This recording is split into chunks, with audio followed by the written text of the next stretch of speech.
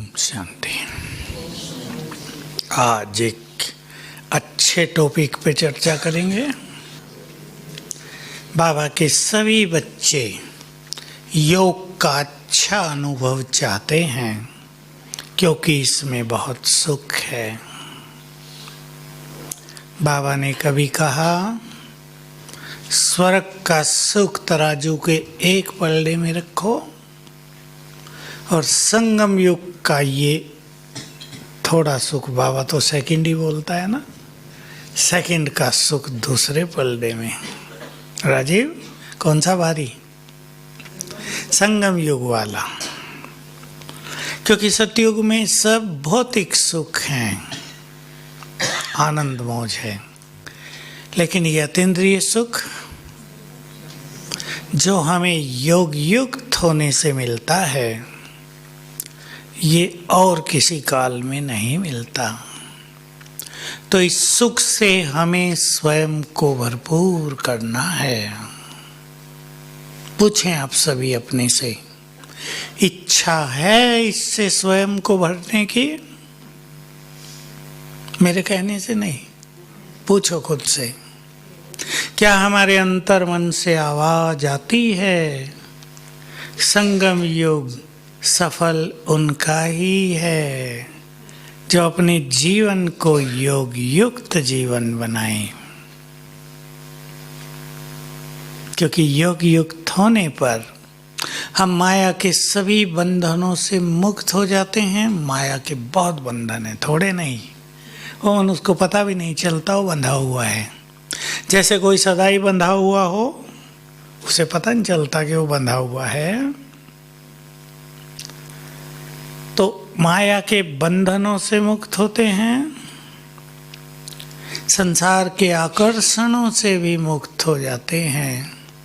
जो आज के वरदान में था, फरिश्ते बन जाएंगे, संसार से ऊपर, कर्म करते हुए कर्म के प्रभाव से मुक्त, सबके बीच में रहते हुए, देखते हुए कुछ न देखना, ऐसी स्थिति, संबंध निभाते हुए संबंधों का भी सुख, संबंधों में जो कष्ट हो रहा है वो सब खत्म हो जाएगा यदि ईश्वरीय सुख से भरपूर होंगे। ज्ञान को ठीक से यूज करेंगे तो लौकिक संबंध भी बंधन नहीं, योगी जीवन में सहयोगी जीवन हो जाएगा। वो भी जिसका ऐसा लगता है कि लौकिक जीवन, लौकिक बंधन अलौकिक जीवन में बाधा है, बहुतों को लगता है ऐसा। तो समय लेना चाहिए, उन्होंने अभी कुछ जानना बाकी है, बहुत कुछ जानना उनके लिए अभी बाकी है। एक बहुत सूक्ष्म बात बाबा की मुरली आएगी वो कुछ दिनों में, ये बात बहुत सूक्ष्म है। माताओं से बात करते हुए बाबा कह रहे थे, सुनेंगे वो बात आप, मैं सुना देता हूँ तब आपको और अच्छी लगेगी। कि माताएं जो कहती हैं, भाई मेरे पति को भी ज्ञान में लाना है, मदद करो, उसकी बुद्धि का ताला खोलो, या बच्चों को ज्ञान में लाना है, उन्हें मदद करो। आप बहुत मेहनत कर रहे हैं लेकिन सफलता क्यों नहीं मिलती? कोई कोई माता 40 साल से कहती है, अरे बंधन बहुत है, पति सुनता नहीं, बाबा मदद करो, पति को आँख खुल जाए, वो भी ज्ञान में आ जाए, लेकिन 40 साल हो गए वो नहीं हो रहा है। बाबा जब साकार में थे तो अलग से किसी को बताया, दीदी मनमोहिनी उनके साथ रहती थी। बहुत समय की बांधेली कोई माता बाबा के पास आई, 10 साल की। बाबा ने कहा, उसको नहीं कहा, उसको तो प्यार किया, दीदी को कहा कि अगर ये योग करती तो इसका बंधन 10 साल थोड़ा ही चलता। और ये जो मैं आपको बाबा की बात बता रहा हूँ वो अति सूक्ष्म है, सीक्रेट है, वो बहुत बड़ा। इनको हम रहस्य कहेंगे। इस सृष्टि के, इस ड्रामा के रहस्य थोड़े में ये है, क्योंकि तुम्हें ये संकल्प है ये मेरे हैं इसलिए ज्ञान में आ जाएं। इसलिए आपका प्रभाव नहीं पड़ रहा है। आपको सोचना है ये आत्माएं हैं। इसको कहते हैं बेहद की वृत्ति, आत्मिक वृत्ति। तो आपके शब्दों का, आपके वाइब्रेशंस का उन पर असर होगा। तो हमें ये बात भूलनी नहीं है। अगर हम अपने जीवन को योग युक्त बना लें तो सभी चीज़ें ठीक हो जाएंगी। और मैं एक बात सबको कहना चाहता हूँ, क्योंकि समय तेजी से बिगड़ रहा है और सुधरेगा बिगड़ेगा, अच्छी तरह जान लेना चाहिए, बिगड़ेगा। कुछ चीज़ों को हमें स्वीकार करके आगे बढ़ना होगा। एक माता अभी मेरे से मिल रही थी, चारों ओर बहुत समस्याएं हैं। उसने कहा डिवोर्स देने की सोच रही हूँ, पति के घर में बहुत ज़्यादा बुरा हाल है, बुरा व्यवहार है, मैं रात दिन काम करती हूँ फिर भी लोग कहते हैं तुम कुछ नहीं करती हो। 6 मास से घर चली गई हूँ, वहाँ बहुत ज़्यादा समस्याएं हैं, माँ बाप बीमार रहते हैं, 2 छोटे भाई उनकी शादियाँ ही नहीं हो रही हैं, काम धंधे ठीक नहीं चल रहे हैं। मैंने उसको समझाया डिवोर्स अभी ना दो, क्योंकि डिवोर्स देने के बाद क्या होता है पता? माताएं अपने बच्चों को समझाएंगी, डिप्रेशन, डिवोर्स का तलाक, उसका आजकल परिणाम मिल रहा है उन दोनों को डिप्रेशन। क्योंकि ये जो हमारे संबंध हैं भारत में, विशेष रूप से वेस्टर्न वर्ल्ड, अंग्रेजों की दुनिया, उसका अलग संबंध है। जो यहाँ वहाँ के बैठे हैं वो जानते हैं, वो तो फटाफट डिवोर्स देते हैं, चलो तुम अलग हम अलग, दूसरी शादी कर लेते हैं जाके, फिर उसको भी छोड़ा तीसरे से कर लेंगे, क्या फ़र्क पड़ता है। वहाँ तो ये खेल है। लेकिन भारत बहुत महान भूमि है, यहाँ की कल्चर, यहाँ की सभ्यता अलग है। यहाँ बड़े भावनात्मक नाते रहते हैं आपस में, चाहे वो माँ बाप से हो या पति पत्नी का हो, पति पत्नी, माँ बाप और बच्चों के बीच में हो, उसमें तलाक होना भारत में खास वो जीवन पर एक भारी अटैक होता है। लोग उसको सहन नहीं कर पाते। मैंने देखा यंग लोगों को सहन नहीं कर पाते, वो बहुत पढ़े लिखे, बहुत सब कुछ अच्छा घरों में, लेकिन जब तलाक हो गया हाल बिगड़ रहा है, अकेले हो गए, मानवता से नफरत हो गई, सोचते हैं सब धोखे वाले हैं, विचार बिल्कुल नेगेटिव हो गए। इसलिए योग युक्त जीवन ही सुखी जीवन है। बहुत ध्यान देना है सबको, हमें कैसे अपना योग युक्त जीवन बनाना है ताकि ये अंतिम जीवन कैसा हो। बोलो कैसा हो ये अंतिम जीवन? लौकिक भी तो है ना, अलौकिक में रहते अंतिम जीवन संतुष्टता से भरा हुआ, खुशियों से भरा हुआ।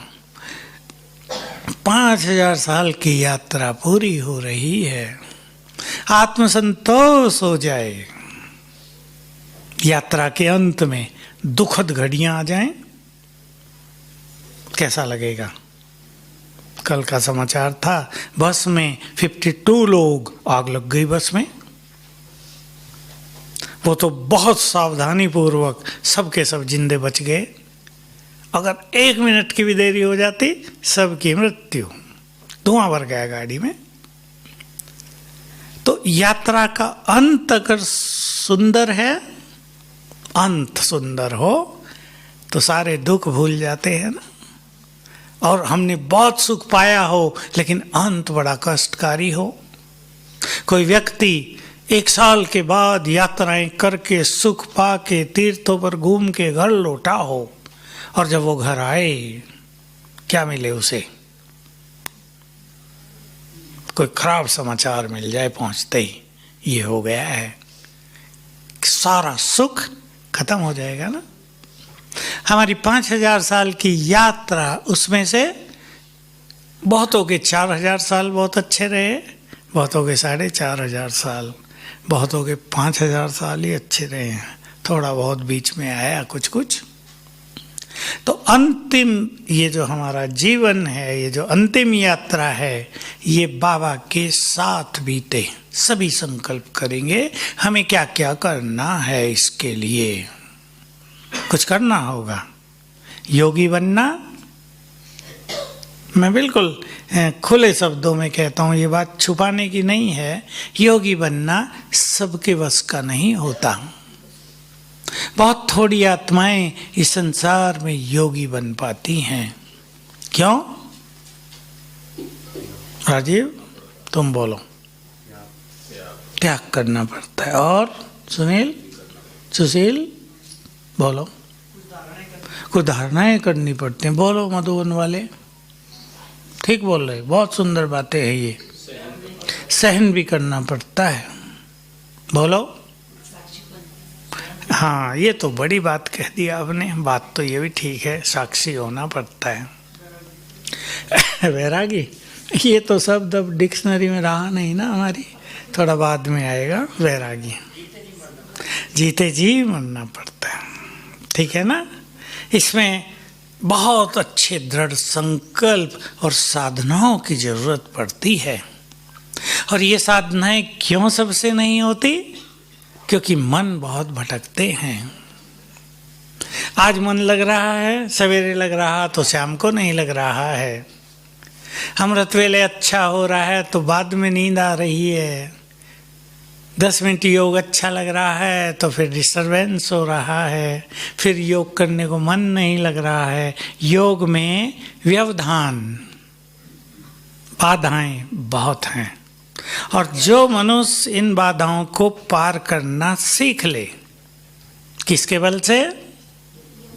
योगी तो नहीं लगता है, उसके लिए बात कर रहे हैं हम। योग के मार्ग में बाधाएं अनेक हैं और इन बाधाओं को पार करेंगे हम ज्ञान के बल से। उसके लिए जरूरत है बहुत सुंदर गुह्य ज्ञान की।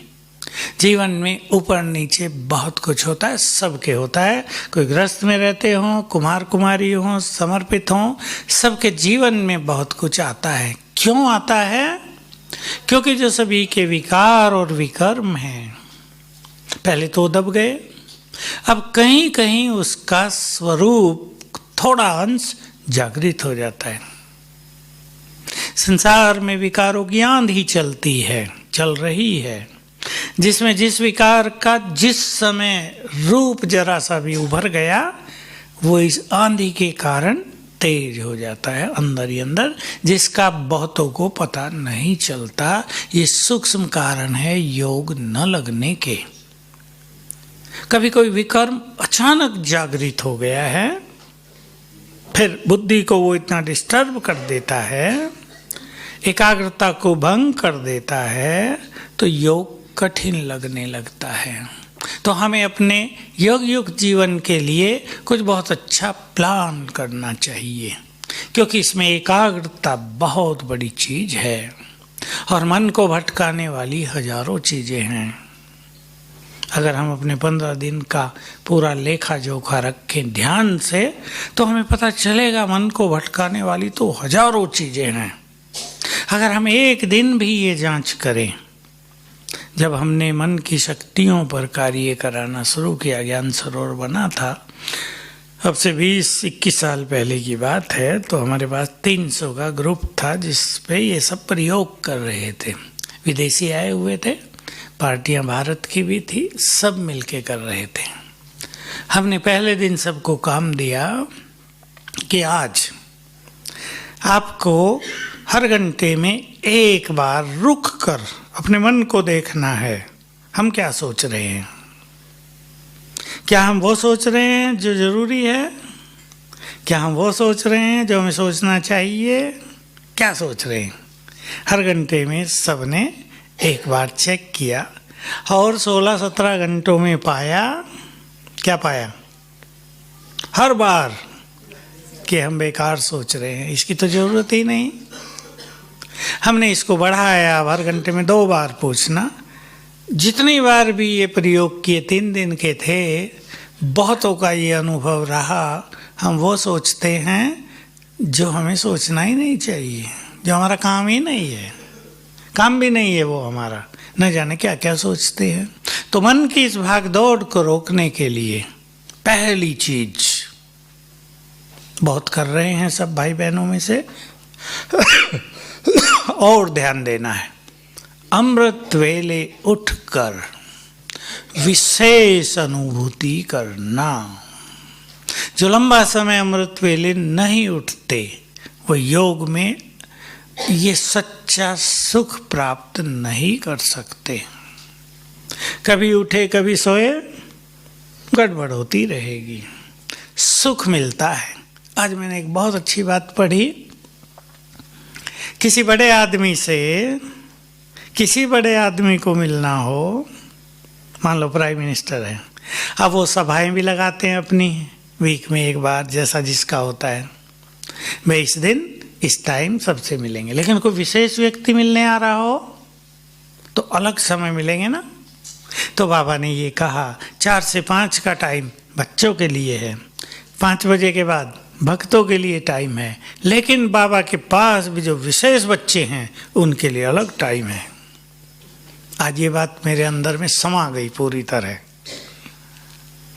अलग टाइम है उनके लिए। सबके लिए 4 से 4:45 है, पर कुछ स्पेशल आत्माओं के लिए स्पेशल टाइम है। हम उसका फ़ायदा उठाएंगे, वो हमारी समझ में आ जाएगा बहुत जल्दी। वो किसी से पूछा नहीं जा सकता, आप कहें मैं बता दूं आपके लिए कौन सा टाइम है, वो कोई बता नहीं सकेगा।